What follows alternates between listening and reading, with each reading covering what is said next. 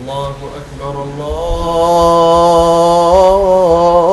الله أكبر الله أكبر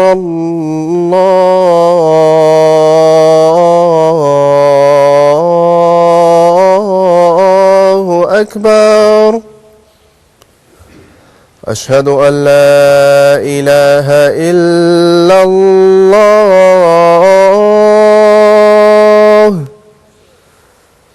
أشهد أن لا إله إلا الله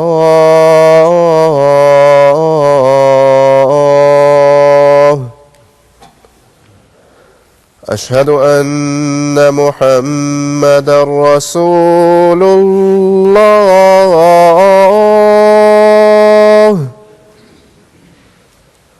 أشهد أن محمدًا رسول الله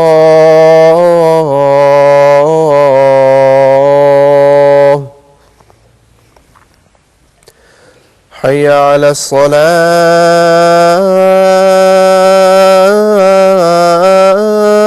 الصلاة حي على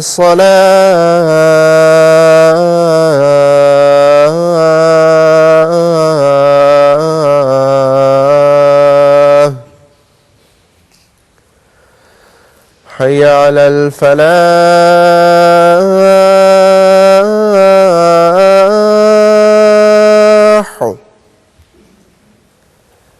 حي على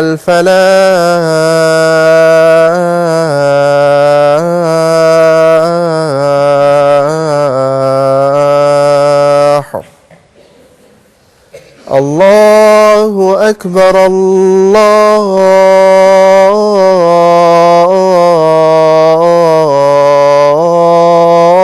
الله أكبر لا إله إلا الله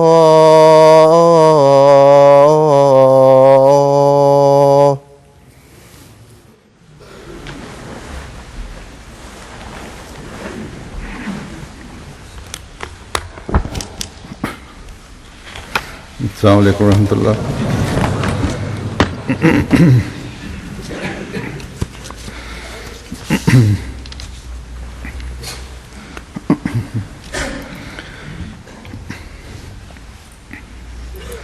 أشهد أن لا إله إلا الله وحده لا شريك له وأشهد أن محمدًا عبده ورسوله أما بعد فأعوذ بالله من الشيطان الرجيم بسم الله الرحمن الرحيم الحمد لله رب العالمين الرحمن الرحيم مالك يوم الدين إياك نعبد وإياك نستعين اهدنا الصراط المستقيم صراط الذين أنعمت عليهم غير المغضوب عليهم ولا الضالين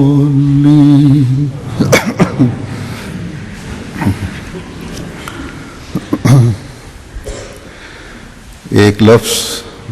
हसीब है जिसके मानी हैं लुगात में लिखे हुए कि हिसाब करने वाला या हिसाब लेने वाला या बुजुर्ग, काफ़ी اور حساب کے مطابق بدلہ دینے والا۔ یہ باتیں، تمام خصوصیات کامل طور پر تو دنیا کے کسی انسان میں نہیں پائی جا سکتی۔ اگر ان باتوں میں کوئی کامل ذات ہو سکتی ہے تو وہ خدا تعالیٰ کی ذات ہے۔ اس لیے اللہ تعالیٰ کی صفات میں سے ایک صفت الحسیب ہے۔ بس یہ اللہ تعالیٰ کی ذات ہی ہے جس میں یہ بیان کردہ تمام خصوصیات پائی جاتی ہیں، اور وہی ہے جو ہماری مختلف حالتوں کے پیش نظر اپنی اس صفت کا حسب ضرورت اظہار فرماتا ہے۔ اللہ تعالیٰ نے قرآن کریم میں کئی آیات میں اس صفت کا اظہار فرمایا ہے۔ اس وقت میں چند آیات پیش کروں گا جن میں اللہ تعالیٰ کے الحسیب ہونے کی صفت کا اظہار مختلف احکامات کے ساتھ یا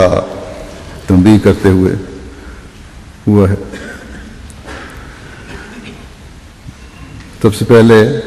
سورہ نساء کی آیت 87 پیش کرتا ہوں۔ اللہ تعالیٰ فرماتا ہے وَإِذَا حُيِّيتُم بِتَحِيَّةٍ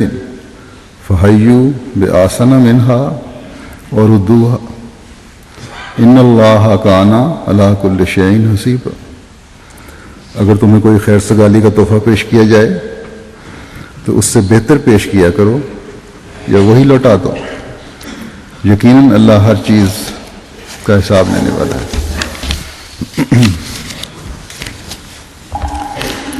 اس آیت میں اسلامی احکامات کا ایک ایسا بنیادی حکم دیا گیا ہے جو نہ صرف اپنوں سے اچھے تعلقات میں کی ضمانت ہے، امن کی ضمانت ہے، بلکہ غیروں کے ساتھ تعلقات کے لیے اور ان تعلقات میں وسعت پیدا کرنے کے لیے ایک بے مثال نسخہ ہے۔ اس آیت میں مسلمانوں کو ایک دوسرے کے لیے نیک جذبات کے اظہار کی نہ صرف تلقین فرمائی بلکہ فرمایا کہ اگر ملنے پر ایک شخص تمہارے سے نیک جذبات کا اظہار کرے، تمہیں سلام کہے، ایک ایسی دعا تمہیں دے جو تمہاری دین و دنیا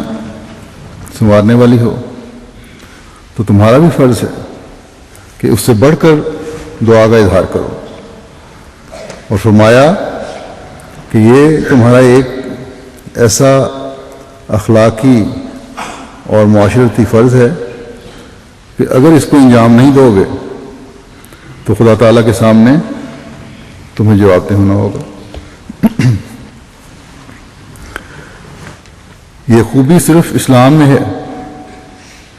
کہ ایک دوسرے سے ملنے کے وقت ایسے بامقصد الفاظ کے ساتھ جذبات کے اظہار سے ملنے کا جذبات کا اظہار ہے، اور ایک دوسرے سے ملنے پر السلام علیکم کہنے کا حکم ہے کہ تم پر سلامتی ہو،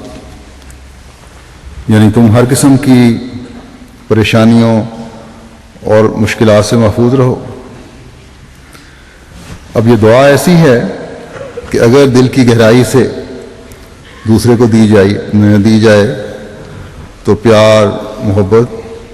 اور بھائی چارے کے جذبات ابھرتے ہیں، تمام قسم کی نفرتیں دور ہوتی ہیں۔ اسی طرح جس کو سلام کیا جائے اسے حکم ہے کہ تم ان سلامتی کے الفاظ کا، ان جذبات کا بہتر رنگ میں جواب دو۔ اور بہتر شکل کیا ہے؟ وعلیکم السلام جب انسان کہتا ہے تو اس کے لیے ورحمۃ اللہ وبرکاتہ بھی ہے کہ اللہ کی رحمتیں بھی ہوں تم پر اور برکتیں بھی ہوں، یا کم از کم فرمایا کہ اتنا ہی اظہار کر دو جتنا تمہیں تمہارے تک جزات پہنچائے گا۔ بس یہ ایک ایسا اصول ہے جو معاشرے میں امن پیدا کرتا ہے،